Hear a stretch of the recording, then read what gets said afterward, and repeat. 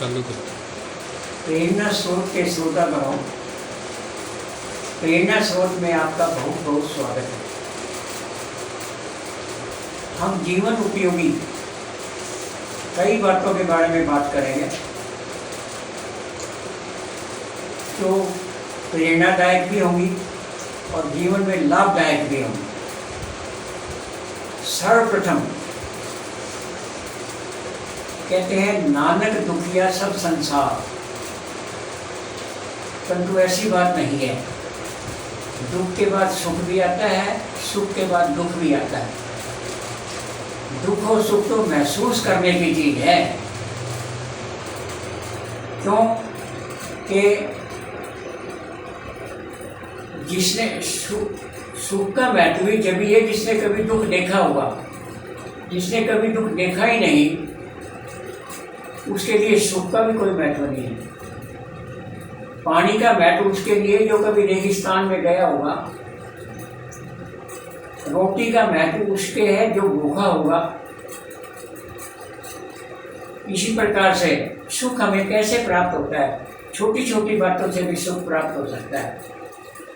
जैसे भूखे व्यक्ति को खाना मिल जाए तो बड़ा खुश हो जाएगा, बड़ा सुखी हो जाएगा।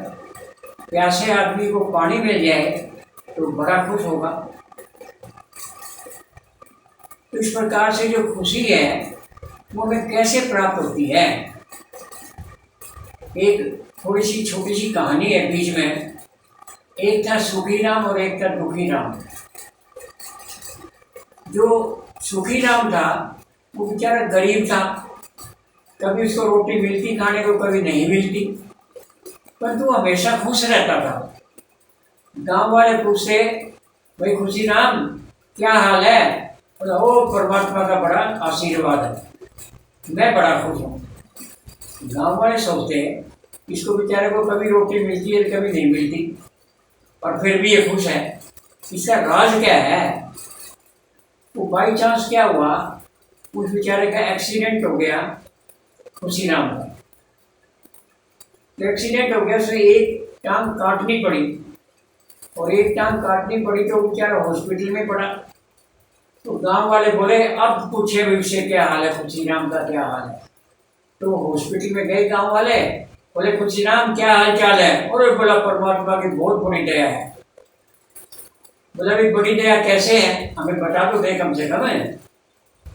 बोला बड़ी दया इसलिए है कि पहले मेरे को 2 जूते खरीदने पड़ते थे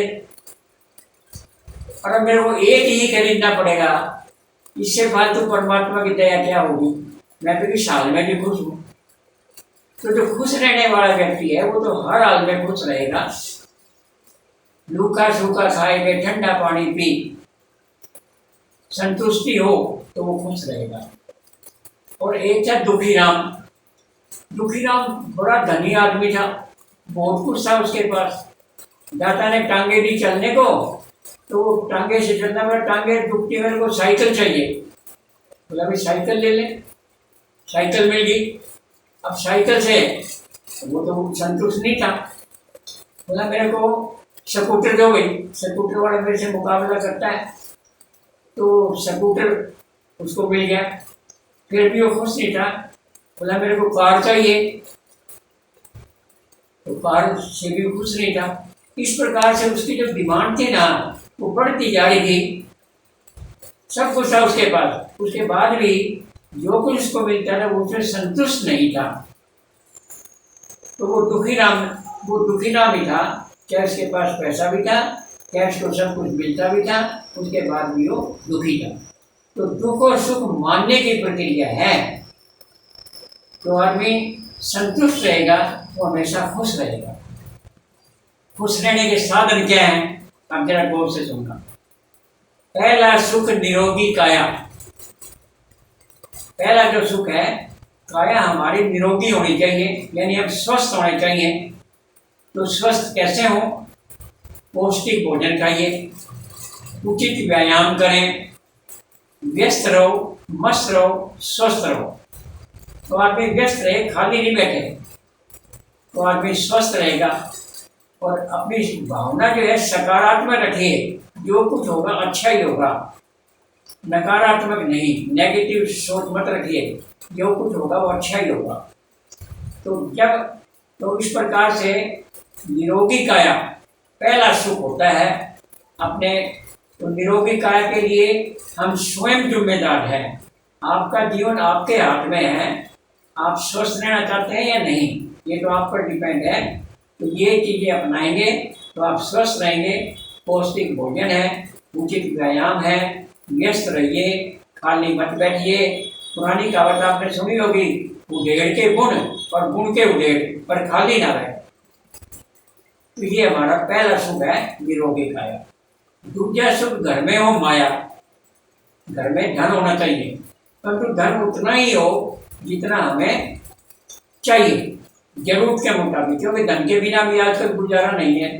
परंतु धन भी उतना ही हो जितना हमें चाहिए। अगर आपके पास धन है तो उसको सदुपयोग करिए, अच्छा उपयोग करिए, तो अच्छी बात है। वो धन का सही उपयोग है, वो धन का सही उपयोग है। तो इस प्रकार से उतना अगर ज़्यादा धन बढ़ता जाएगा तो आपको फिक्र बढ़ती जाएगी, आपको घमंड आ जाएगा। तो ज़्यादा धन भी ठीक नहीं है, धन उतना ही हो जितना जाविच कुटुंब समाए, तो मेरा भी गुजारा हो और आने वाले मेहमान का भी गुजारा। और तीसरे सुख सुखी संतान, अच्छी संतान। तो अच्छी संतान तो संस्कारों से मिलती है। अगर हम अच्छा काम करेंगे, संगत हमारी अच्छी होगी, तो हमारी संतान भी अच्छी होगी, उनको संस्कार भी अच्छे मिलेंगे। तो संगत का बड़ा भारी महत्व है संस्कारों के लिए। तो जो तीसरा सुख है वो सुखी संतान, संस्कारी संतान, कहना मानने वाली संतान। आप धन जोड़ते हो किसके लिए? संतान के लिए। अरे भाई, धन क्यों जोड़ते हो आप? अपने लिए तो जोड़ो, वो बात ठीक है, वो कुछ साथ थोड़ी जाएगा। अगर संतान अपनी अच्छी होगी तो और धन कमा लेगी, हमारे से भी ज़्यादा धन कमा लेगी। और अगर संतान खराब होगी तो आपके कमाए हुए धन को भी बर्बाद कर देगी। और चौथा सुख संतोषी धन। जब आवे संतोष धन, सब धन धोबी समान। जब हम संतुष्ट हो जाते हैं, जो कुछ दाता ने हमें दिया है उसमें हम संतुष्ट रहें, खुश रहें, तभी जो हम सुखी रह सकेंगे। परंतु जो कुछ दाता ने दिया उसमें खुश तो रहें, संतुष्ट भी रहें। परंतु कृष्ण जी ने कहा है कि भी आप आगे बढ़ने के लिए आपको कर्म तो करना ही पड़ेगा। तो इसलिए आगे बढ़ने के लिए अच्छे कर्म करो। दाता ने आपको इतनी शक्ति दी है कि आप दुनिया को बदल के दिखा सकते हो। ऐसे कर्म करो कि जो परमात्मा खुद कहे कि बोल तेरी तकदीर में क्या लिखूं। अगर बुरे कर्म करोगे, करता था सो क्यों किया, अब करी क्यों पछताए, बोया पेड़ बबूल का तो आम कहाँ से खाए। कर्म तो जब यानी ऐसे करने लग रहे हैं तो तेरे को फल किस चीज के मिलेंगे? अगर खराब कर्म करोगे तो खराब फल मिलेंगे, और अच्छे कर्म करोगे तो कर्मण्येवाधिकार से मां फलेषु कदाचन। कर्म अच्छे कर, कर्म अच्छे कर, तभी तेरे को तेरी जिंदगी में सुधार हो सकेगा।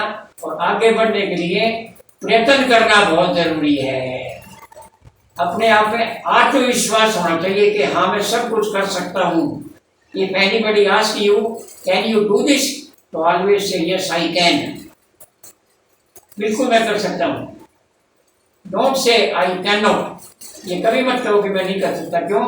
कि दुनिया में और कुछ और कोई कर सकता है तो आप क्यों नहीं कर सकते? आपको परमात्मा ने इतनी ताकत दी है कि आप सब कुछ कर सकते हो। तो इस प्रकार से कुछ बातें अभी हमने आज की है, इसके बाद फिर कभी सही। बहुत बहुत धन्यवाद आप लोगों का। ये बातें अच्छी लगे तो आप आगे प्रसारित करना। बहुत बहुत धन्यवाद। आज के लिए इतना ही बस।